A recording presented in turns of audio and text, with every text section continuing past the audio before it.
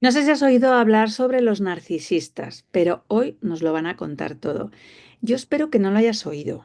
Sí que puedas conseguir reconocerlo, porque si lo has oído es posible que lo hayas tenido cerca, incluso que puedas haberlo tenido tan cerca como puedas tener un amigo narcisista que te haya hecho faena en la vida, un jefe que te la ha podido joder bastante más, o incluso una pareja que has deseado que se enamore de otra persona justo para no estar contigo. Pero yo no soy especialista en narcisismo, aunque estudio mucho en tema de sexología, y hoy hay una persona que sí que nos lo va a contar. Así que te presento a Dani Orozco, que él es psicólogo y divulgador en redes sociales. Muy buenas, Dani.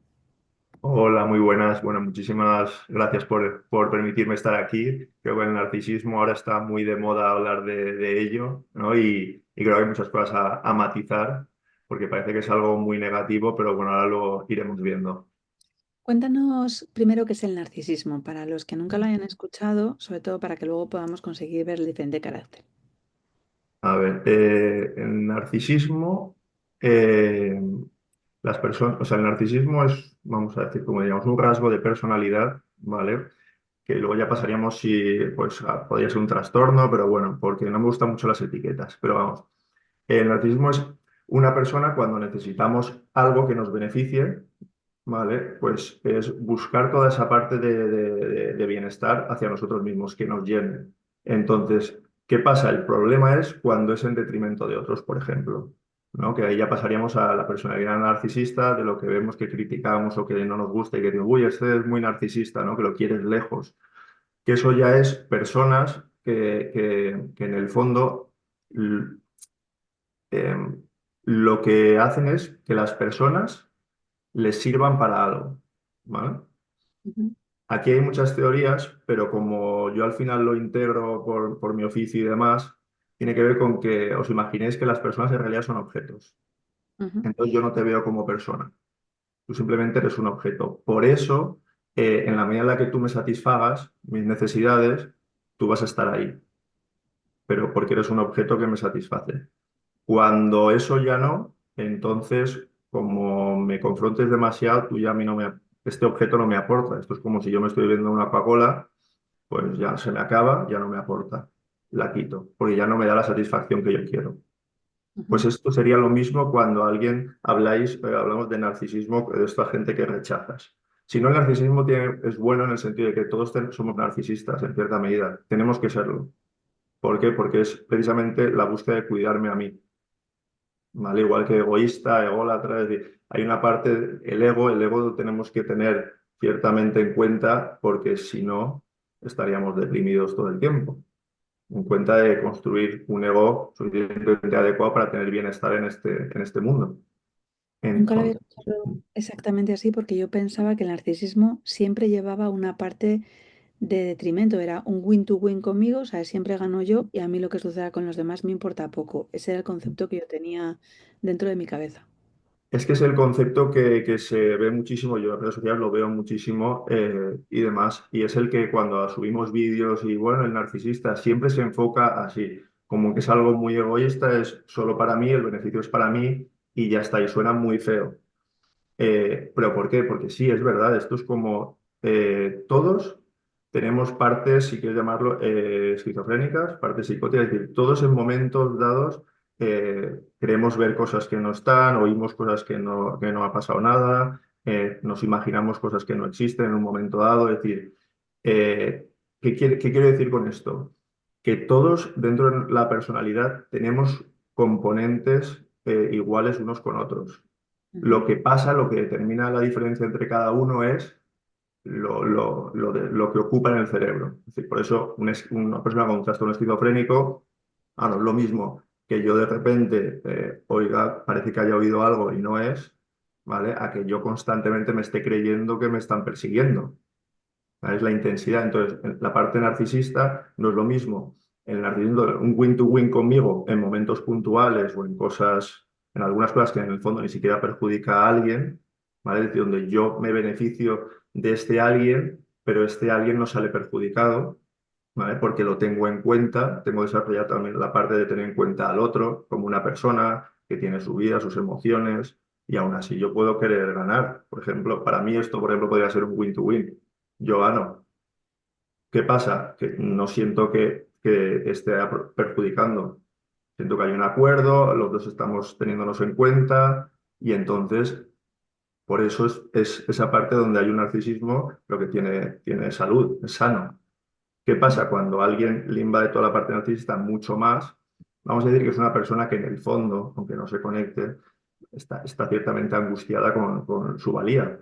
Y entonces el cerebro, ¿qué hace? Buscar todo el tiempo llenarse de potencia. Por eso entonces, claro, como está todo el tiempo preocupado, digamos, por eso, para llenarse tienes que no pensar en el otro, porque si no a lo mejor cedes. Entonces, mm, Ahora es probable que no sé si las redes sociales hayan estimulado que a lo mejor gente que tenía ciertas pinceladas de narcisismo lo haya provocado un crecimiento en expansión. No sé si por la recuperación de likes o por ver determinada valía o poder asumir que el propio mercado y la propia sociedad está haciendo que haya ciertas cosas que se aplaudan más o menos. Las personas que tienen una personalidad narcisista puede variar dependiendo de en qué entorno pueda conseguir favorecido. eh, a ver, una persona que tiene una personalidad narcisista, si hablamos de narcisismo patológico o así, pero o sea, el narcisista es narcisista y no cambia. Es decir, si yo al otro lo vivo como un objeto al que necesito, ya está, lo vivo así, en cualquier ámbito. Dime, Y dime. puede empeorar, o sea, me refiero que al ver que hay más personas que pueden valerle para más objeto porque tiene un alcance mayoritario, en vez de llegar a 5.000 personas, que pueda llegar a 1.000.000, que eso le traduzca un mayor descontrol de su personalidad. Bueno, mayor descontrol va a haber porque si tú al final lo que buscas es llenarte de potencia y tú estás en un mercado, imagínate las redes sociales donde quieres sentirte muy potente, claro, si los rivales empiezan a tener más seguidores y más, tú vas a necesitar llenar eso más y más y tener más y más. Entonces, claro, vas a intentar aprovecharlo, vas a intentar utilizar a más gente, vender lo que haga falta, incluso creerte, no habéis visto este Amadeo Llados, es el youtuber este que bueno, que ha enganchado a muchos chiquitos jóvenes, ¿no? No sé, con lo de panza y lo de milurista y todas estas cosas, ¿no? En el fondo, y mira que no lo sigo apenas ya, pero algo me ha llegado y he visto, pues pasa de tener un tipo de mensaje donde de madrugar, deportista y todo esto, ahora está con la Biblia, creo, o algo así. Pues eso es decir, cuando empiezo a entrar en un conflicto emocional porque me han llamado la atención y me iban a denunciar o lo que sea, de repente nos ha dicho vendo los coches y porque ahora estoy más centrado en otra cosa. Entonces, claro, va a más en el sentido de que como vas buscando lo mismo siempre, pues si las redes sociales son muy amplias y empiezan a atacarte y atacarte, mi cerebro para sostenerse y no vivirse mal encuentra la tranquilidad en otro foco. Y ahora sería, pues eso, ahora soy o retiro espiritual, de repente la Biblia y no sé qué. Y lo coge y lo utiliza así. Entonces, ¿se puede desmadrar? Sí, pero ya te diría, un artista antes, si eso colapsa, incluso puede llegar a suicidarse al final. ¿Vale? ¿Así? Sí, sí, sí, claro. Porque cuando no hay escapatoria, cuando se te ha desmontado de verdad y la realidad no te da ninguna salida, te puedes hundir. Y Pensaba que trataba de hundir al resto. O sí, sea, sí, que claro. uno en Pero nuestra sí. historia es capaz de tirar una bomba, yo qué sé, Mm. pero no pasar él por el trago, sino tratar de cargarse todo lo demás. Es que el narcisista en el fondo no es que, bueno, esto obviamente sería debatible si hay otros terapeutas, seguramente cada uno tendrá su concepción, pero para mí el narcisista no busca hundir al otro. Lo que busca es llenar su potencia, ¿vale? Si queréis llamar autoestima, porque como ahora la autoestima se utiliza muchísimo, ¿vale? Pues como llenar su autoestima todo el tiempo. ¿Vale? Entonces, ¿qué pasa? Que eso es en detrimento de los otros. Podría no ser en detrimento y ser en beneficio, porque si yo te tengo como socio y a ti te encanta lo que yo hago y tú, por ejemplo, te forras conmigo y además eres feliz y lo que sea, pues estupendo. O sea, no busco ni que te vaya bien ni mal. Lo que busco es llenarme yo, que es diferente. Entonces, te puede ir bien conmigo, pero también te puede ir mal. A mí me va a dar igual. Es Ujú. decir, a mí si me sirves, te quedas. Y si no me sirves, te ataco y te tiro. Esa es la historia. ¿Qué pasa? Porque he dicho que, claro, se pueden suicidar. Porque eso, la vida, según el oficio donde te encuentres o lo que sea, hay un momento dado que te puede no dar escapatoria.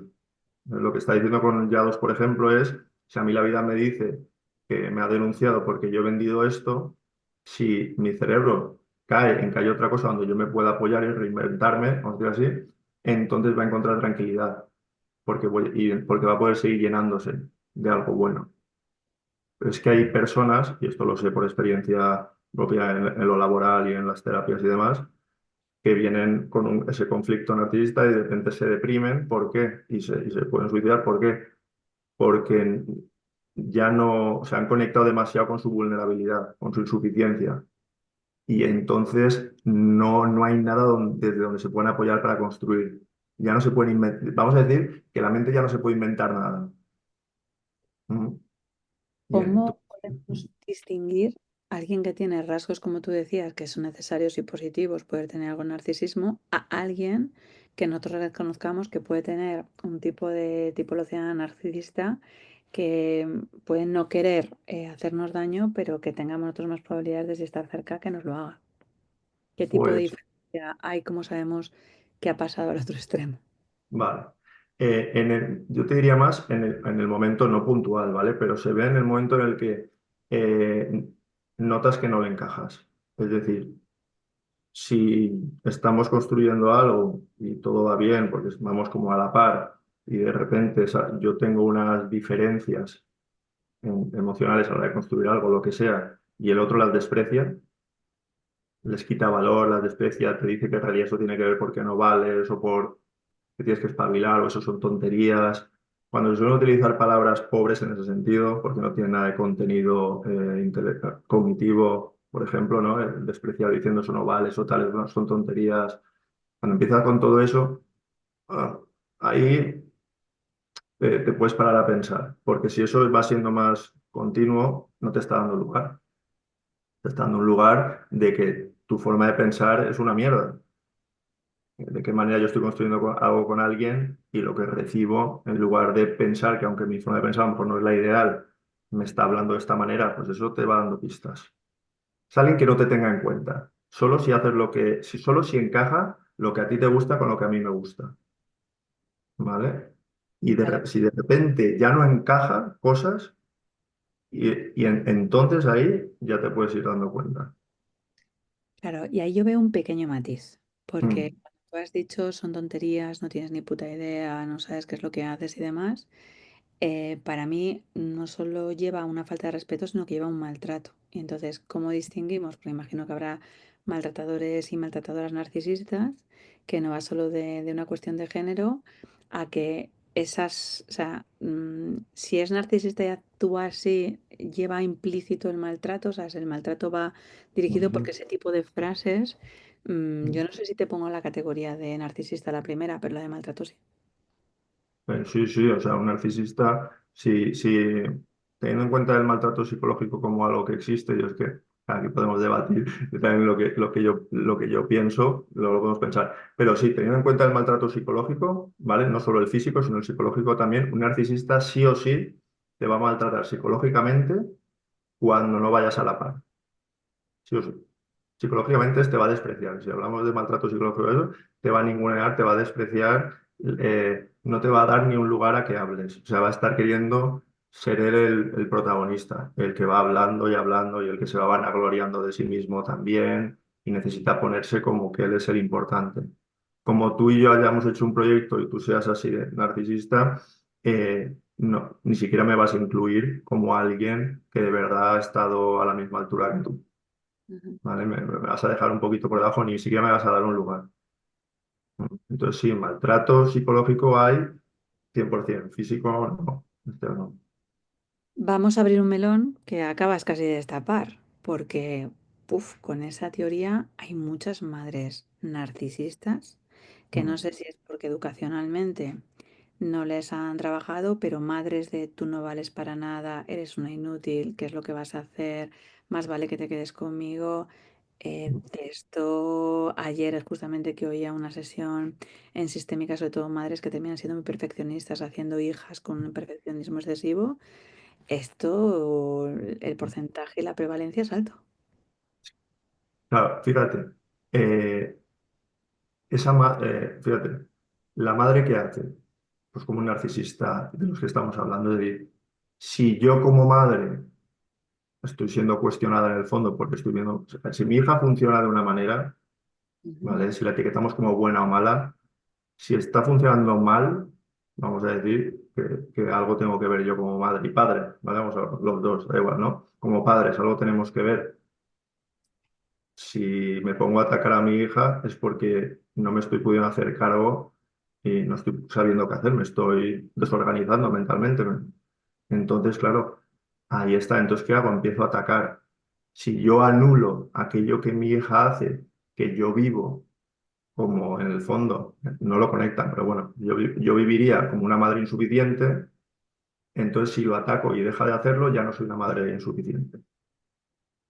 ¿Vale? Entonces, claro que sí, al final los hijos cuestionan la educación de los padres indirectamente. Según su comportamiento, los padres nos podemos sentir más culpables o menos. Si yo tengo un narcisismo bien regulado, ¿vale? Es verdad que yo voy a sentirme muy buen padre si consigo que mi hijo sea feliz. Por lo tanto, también estoy mirando por mí. ¿Vale? No pasa absolutamente nada. Precisamente si miro por mí, y para mí mi hijo es lo más importante, indirectamente voy a mirar por mi hijo, por su bienestar, ¿sabes? Y no tengo por qué atacarle. Si le ataco, esto es como cuando le pegamos un grito a un hijo en el momento en que estamos desbordados. Es eso, al final le pegamos un grito no porque se lo merezca, sino porque nos hemos desorganizado, nos ha venido grande este momento. Y entonces a un niño que está en desarrollo, con su cerebro en desarrollo y que necesita, o sea, que es más impulsivo, ¿vale? Le estamos culpando haciendo lo mismo, que es ese impulso de gritar. Cuando nosotros somos los adultos, que en teoría tenemos que poner algo de cordura, ¿no? De sentido. Entonces es algo normal. Lo que pasa es que cuando una madre o un padre lo hacen, se ve muy de continuo cuando el hijo no es lo que quieren, ahí sí se ve un montón, hay un montón obviamente de padres y madres narcisistas y de políticos. Sí, sí, sí, sí. Hay gente que se separa para no poder conseguir escucharlo, pero aparte de la separación, porque aunque mejore su forma de comunicación, como esa mejora de comunicación sea unilateral, podrían conseguir hacer algo más. Pueden, me imagino, que trabajar el que no les afecte el comportamiento de su madre o de su padre, o que puedan llegar a Mm, separarse de manera para que no puedan conseguir sufrir, mejorar mm, esa comunicación, pero podrían hacer algo más, porque el narcisista habitualmente no mm, reconoce la ya, situación de que el otro está mal de esa manera. Es que no sirve. sí. Claro, hay muchos niños que vienen, bueno, yo también, o sea, ser terapeuta y trato a adolescentes que vienen y tienen padres con rasgos más narcisistas a nivel más agrandados, esos rasgos, ¿vale? Se notan mucho más prevalentes y al final lo que trabajas es que el niño, pero esto igual que un paciente adulto, ¿eh? Que sea consciente de la realidad que hay, ¿vale? Y entonces que vaya, eh, vamos a decir, entendiendo ese referente quién es. ¿Vale? Nosotros, lo que sucede de normal es que cuando nacemos, ¿vale? Vamos a tener unos referentes que son los que nos van a ir guiando, que serían los padres. Entonces ellos son los que nos van a decir en principio lo que está bien, lo que está mal, lo bueno, lo malo, si somos buenos o somos malos, nos van a poner, a hacer mirar la vida con unos ojos que son con los que ellos también nos han ido transmitiendo las cosas. Entonces, ¿qué pasa? Hay una cierta idealización, aunque no nos caigan bien, que hay un cierto deseo de ser amado por ellos. ¿Vale? Entonces hay una frustración grande. ¿Qué pasa? Que para poder entender lo que estás viviendo como hijo, hay que primero conectar y hacerte bajar a que tus padres son humanos, son personas.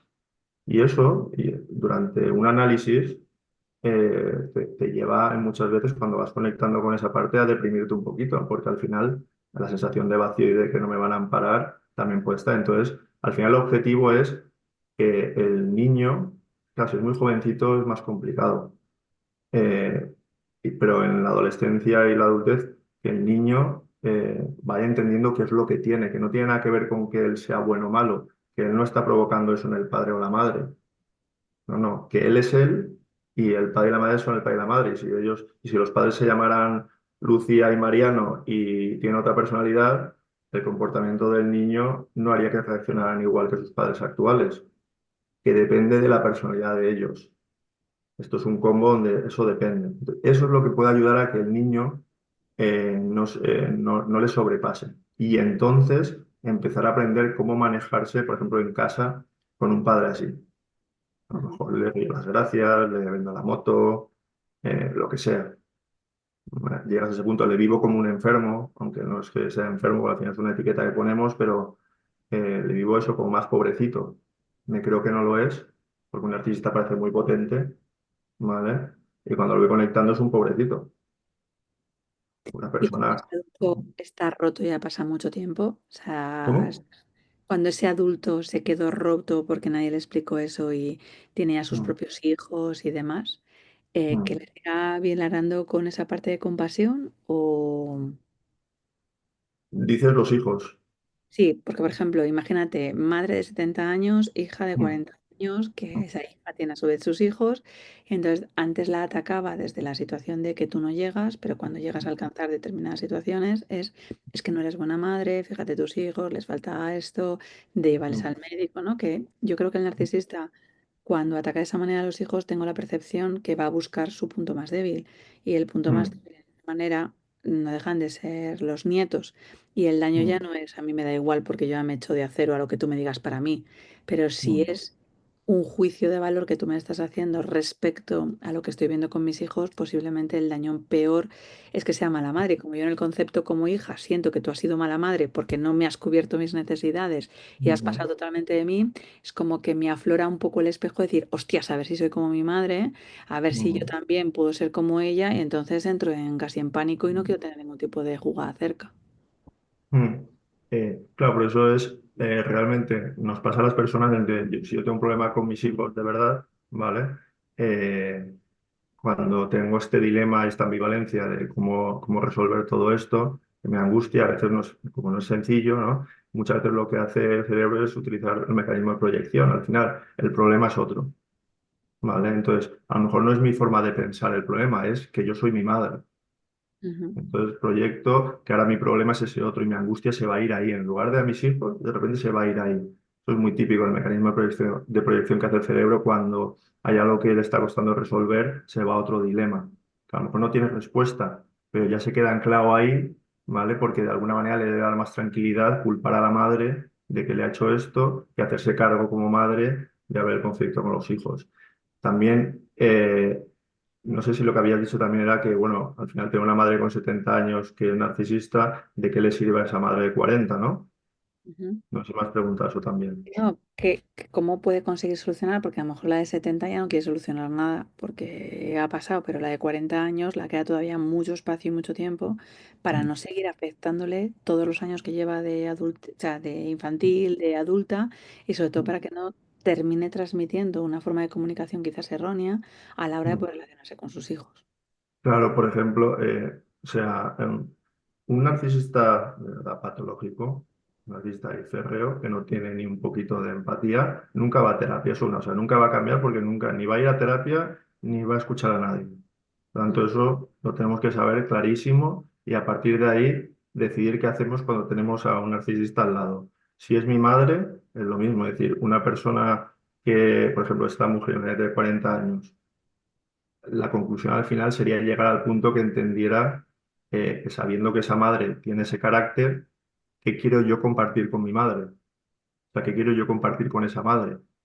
Porque sabiendo que es una persona que lo que me va a devolver es un ataque y yo me puedo confundir y empezar a cuestionarme cómo educo a mis hijos y entonces empezar incluso a lo mejor a educarlos de una manera errónea en cuanto a que estoy imitando a mi madre o lo que sea, entonces es conectar con qué comparto con esa madre. Si yo le tengo afecto igualmente, ¿vale? Porque mi madre la quiere igual, eh, voy a querer seguir conservando el vínculo. Por lo tanto, lo tengo que conservar de una manera que para mí también sea sana. Como yo me empeñe en que mi madre me respete, se va a morir y yo aún seguiré con eso.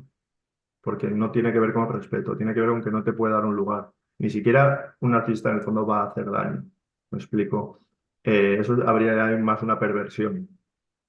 Hay que ver esa parte perverso narcisista que no es lo mismo, ¿vale? Que el narcisista patológico. O sea, hay matices. ¿Vale? mm, Como el psicopatía, ¿no? Es decir, hay matices ahí, hay un deseo de satisfacción. Entonces, por eso digo, es que a veces las etiquetas, al ser demasiado encuadradas, nos dejamos de lado cosas que son interesantes también. Entonces, yo lo que siempre digo, siempre diría, es ¿qué sentido tiene que tú a tu madre le vas a decir cómo estás educando a tus hijos o lo que te están molestando a tus hijos si ya estás viendo que esa madre lo único que hace contigo es atacarte? Ujú. Si yo sé que me van a multar porque siempre está la policía y parada que hago siempre en un sitio de 50 pasando a 100.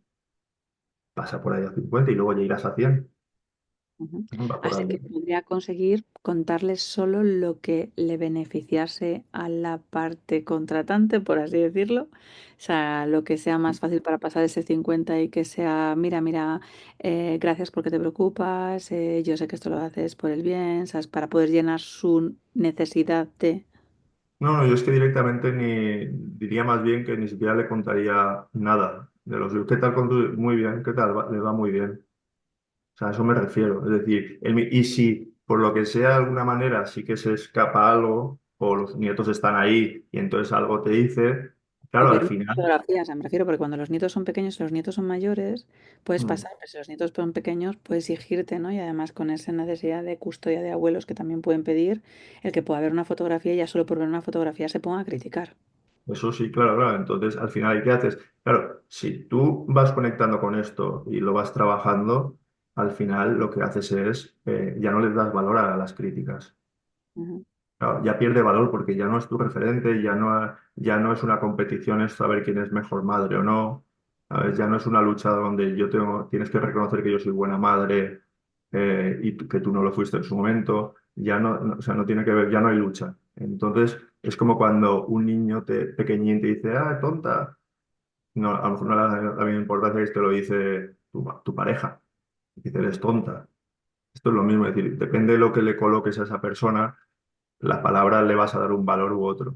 Por eso yo, cuando estamos hablando del maltrato psicológico, por eso decía que yo tengo matices en mi opinión. O sea, a nivel legal, creo que es importante sí que exista el maltrato psicológico y que se castigue. ¿Por qué? Porque como leyes que construimos los seres humanos, hay que intentar que haya el mayor bienestar posible.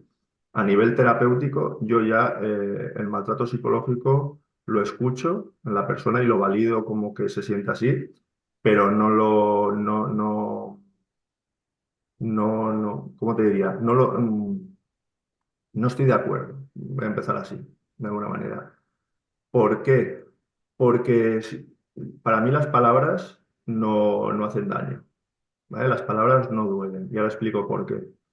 Precisamente por lo que estaba hablando. Es decir, si un nene me dice tonto, ¿vale? En un momento dado no me duele y de repente mi pareja me dice, eres tonto y si me duele. Ahí entonces, ¿qué pasa? Ah, pues si yo me pego a mí un tortazo, da igual psicológicamente como yo esté que me va a picar. ujú, Da igual. Psicológicamente, da igual como lo interprete, que el dolor va a estar. Entonces, ¿por qué una palabra a veces me duele y a veces no? ¿Vale? Ahí es donde voy. Es decir, porque hay algo detrás. Yo estaré colocando algo en esa persona y entonces cuando esa persona dice esa palabra, a mí se me despierta algo. Porque si mi madre me dice, eres mal padre, me puede despertar algo y de repente yo qué sé, una persona de la calle borracha pasa por ahí y me dice, mal padre, no me duele, porque tiene que ver con lo que depositamos en eso que estamos viviendo en ese momento. Por eso suelo decir yo que las palabras no duelen, porque así pues, nos podemos enterar de qué estamos poniendo en juego. pero no pueden doler, pero pueden crear realidades. Me refiero, si esa reiteración o esa repetición de la palabra terminas escuchando solo eso, puede conseguir crear una distorsión tanto de la realidad de la persona que lo escucha, que termine creyendo que es cierto, ¿no? Al final, lo que crees, lo creas. Claro, exacto, lo que crees, a eso voy a decir. Claro, mi personalidad está poniendo algo en juego. Entonces, si yo oigo esa palabra todo el tiempo de esa persona, y entonces yo puede que entonces cree una realidad, ¿vale? Que entonces, bueno, pues sí, no sé, me perjudique. Igual que si utilizan una más agradable, creo una realidad que me beneficie, claro. Por eso educar con las palabras, las palabras son muy valiosas, las ideas están formadas por palabras, son muy valiosas para que alguien mire la vida de una manera u otra. Eso sí, pero lo que yo quiero más que se entienda siempre es que no es tan importante la etiqueta o la palabra en sí, sino lo que hay en juego. ¿Por qué? Porque si yo quiero vivir con esa madre, que está ahí, yo quiero seguir estando con ella. Lo que me está haciendo que yo me cabree con ella es que no estoy entendiendo lo que me despierta. Estoy obcecada en que me dice que soy mala y no, lo importante no es que te diga eso, que eres mala, sino que es que te está representando esa madre, que te despierta esas palabras, pero utilizadas por esa madre. Es siempre un que te despierta, Ujú, ¿vale? Entonces, porque claro que el que te despierta puede hacer que cuando lo vayas integrando, esa palabra te la siga diciendo y ya no duela. Por eso intento que se diferencie realmente, porque la palabra puede dejar de doler. ujú. Si sucediera, porque antes has dicho que el narcisista se muere narcisista, si perdiese su cognición, si por ejemplo estuviéramos ante una demencia, un Alzheimer, una persona que ha tenido un carácter con ese tipo de personalidad, en el momento en el que pierde la grabación de terapia a corto plazo, ¿mantendría ese tipo de personalidad? ¿O también puede ser que cuando se modifique y se cambie su actitud, porque ya tiene otro tipo de gustos y a veces la demencia puede provocar que alteraciones de comportamientos que antes no tenía o habría jurado que no hacerlo, en la emoción de esa necesidad de llenar mi hueco, mi vacío y estar pensando en mí, ¿pasaría o en un deterioro cognitivo seguiría estando Es exactamente que en ese tipo de situación? no, tu cognición acaba cambiando. O sea, si al final tú tienes una demencia, un Alzheimer, digamos que tu sistema, bueno, tus conexiones neuronales van cambiando. Por lo tanto, tu personalidad puede cambiar directamente. Bueno, la personalidad cambia. Al final, si yo me empiezo a no acordar de cosas, por ejemplo, claro, mi comportamiento va a ser diferente. Hay veces se vuelve más violento, ¿no? Por ejemplo, y hay otras que no. Hay mucha gente que se sorprende y dice, igual que cuando hay gente que se va haciendo más mayor y le cambia el carácter. Esto es Ujú. lo mismo, sí, no sería lo mismo, podría cambiar. Por lo tanto, entonces, ¿podría existir algún tipo de terapia o alternativa que provocando ciertos daños o Mm, determinadas, no sé, una terapia de mm, electrochoque o algo que pudiera conseguir corregir determinados trastornos narcisistas que pudieran mm. provocar ciertos riesgos? No sé si a día de hoy, no sé si de verdad hay, yo creo que no, obviamente, por lo que tengo entendido, pero ese objetivo sería algo que no, dudo mucho que no se pudiera conseguir. Ten en cuenta con todo lo que avanza, va avanzando la ciencia y demás, investigación aquí. El problema mayor, te diría, que el hándicap es que si somos adultos, o sea, primero se tendría que descubrir qué es de verdad en el cerebro, Ujú, o sea, un cerebro analizado, tanto de pequeño como luego en lo adulto, que se vea cuál es la secuencia que te lleva a tener esa patología narcisista. ¿Por ujú, qué? Porque tú cuando uno es adulto, ese adulto ya narcisista patológico nunca se va a exponer a eso, porque él no tiene ningún problema. ujú. Él está todo bien, entonces no vas a conseguir llevarlo. Por lo tanto, no serviría Bueno, de nada. aunque ¿Eh? fuera de la sociedad, como sociedad no se le podría exigir desde una máxima mejor, ¿sabes? Como sociedad, no, Claro. me estoy Pues que, pensando en un tipo de personalidades que son muy de psicopatología, mm, personalidad muy narcisista, ¿sabes? Como sociedad, como mejora de beneficio más biológica, no se podría conseguir obligar a una persona, aunque él de forma unitaria pudiera conseguir decir que no, bueno, sí, sí, por poner leyes, por supuesto, porque al a final través es de una... cuestión. Claro, claro, al final es a través de una ley, esto es como meterte en la cárcel, o sea, al final lo que quieran cambiar los gobiernos, por supuesto, nos pueden obligar a lo que quieran de alguna manera.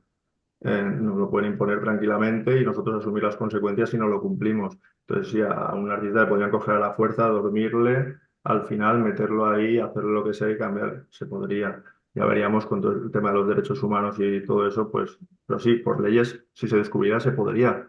Tú como si te haces algo malo, te meten en la cárcel. Pues si tienes eso malo, que sería esa parte patológica que puede perjudicar, pero esto es como un psicópata. Claro, alguien que psicópata se podría hacer. Si se está regulado, estaríamos lo mismo. Si se descubre cómo modificar el cerebro de verdad, se podría. Y ya estaría lo que no sé, claro, pero eso a día de hoy sí que es verdad que no, de momento no es viable. Y es lo que decía, por eso decía, digo, algo más viable sería, bueno, algo más viable no lo sé, porque no sé cuánto costaría económicamente, pero si de verdad se detectara, se secuencia o como es en un niño pequeño las predisposiciones que tenemos genéticas a desarrollar, ¿vale? Que eso, bueno, tengo un podcast ahora, tenía un podcast subido con una mujer especialista en tema también de genética y ADN, eso es decir, nosotros también cuando hay tipos de test que te dicen la predisposición que puedes tener, ¿no? Pues tienes antecedentes de esquizofrenia, bipolaridad, todo esto, ¿no? Entonces, si eso se puede descubrir bien, lo que sí que se podría es a ese niño pequeño, entonces cambiar antes de que se desarrolle un poco algunos, no sé, algunos neurotransmisores, lo que sea, de ahí para que no desarrolle ese tipo de personalidad que puede perjudicar el bienestar de una sociedad. Pero eso, de momento, son palabras mayores. Dani, antes de que te digamos que no, para darte las gracias, ¿algún tipo de recomendación que habrá suscitado interés en dentro de los oyentes donde pueden seguir informándose o conociendo un poquito más sobre lo que es el narcisismo y la personalidad más narcisista para que valoren y estudien de manera que les pueda conseguir cubrir sus necesidades y sus dudas? Bueno, claro, y aquí siempre me viene a la cabeza a psicólogos que divulgan sobre ello, pero es que es verdad que, o sea, yo diría por ahí, pero a ver, es complejo porque leer no diría nunca ningún libro, porque al final los libros que yo considero adecuados son libros especializados en eso y son muchas veces muy técnicos. Entonces, mira, bueno, hay una cosa que siempre es interesante, que a día de hoy con la inteligencia artificial, y es algo que a veces sí que recomiendo, es que hay libros que son muy farragosos, que o te dedicas a esto o sea, no lo entiendes y tardas tiempo y al final es insufrible. Cuando haces algunas fotos o copias el texto y lo pones en la inteligencia artificial para que te lo ponga con otras palabras, eso es algo muy interesante porque sí que puede ayudar a la gente que en lugar de leer un libro de divulgación, que pierde a veces mucho, enriquece de verdad de lo que es el cerebro humano, pues con esto ayudaría mucho. Eso sí que lo recomendaría, mira. Es realmente un libro de verdad que se dedica a eso profesional y que lo que no entiendas poder apoyarte, pues como antes era un diccionario, a día de hoy es el diccionario de inteligencia artificial. Entonces ahí sí, eso sí lo recomendaría. Y si no, canales de divulgación, pero bueno, no olvidemos que eso, que somos personas y que todo lo que vamos exponiendo también está sujeto a dudas, sin ningún problema. Entonces no hay que cogerlo todo como la Biblia, digamos, ¿no? Así. ¿Vale? Siempre cuestionando que puede ser y también puede haber matices y que la psicología y la mente tienen mucho aún por lo que evolucionar, o sea, hay mucho que descubrir. Entonces, lo que ahora sabemos, luego van saliendo cosas que matizan. Por eso digo que a mí las etiquetas no me gustan, es decir, bueno, que hay muchos matices y la ciencia, la parte de psicología, no está tan avanzada. Realmente. Pues darte las gracias, Dani, por haber estado este ratito con nosotros aquí en el podcast de Invive. Ha sido muy interesante. Creo que alguno, espero que no lo esté escuchando por la noche, no vaya a ser que ahora empiece a darle vueltas a la cabeza y no quiera dormir, porque va a reconocer que algunas cosas a lo mejor no tienen tanta salida como esperaban. Y simplemente eso, darte las gracias por haber estado con todos nosotros y espero que hayas estado muy a gusto. Pues la verdad que sí, muchísimas gracias. Para mí es una oportunidad y un placer. Así que nada, espero cosas nuevas que hagamos juntos. Muchas gracias, Dani. Pues ya lo habéis escuchado, chicos. Al final necesitamos podcast, necesitamos conseguir tener información para que luego tomemos las mejores decisiones. Esta vez hemos hablado de narcisismo, el próximo día vamos a estar hablando un pelín más de esto, pero desde la infancia, desde los cuentos, porque va a venir Pepuca a conocernos. Así que no te cuento más, tendrás que escucharlo en el siguiente podcast. Nos vemos, nos escuchamos en este podcast de Invive.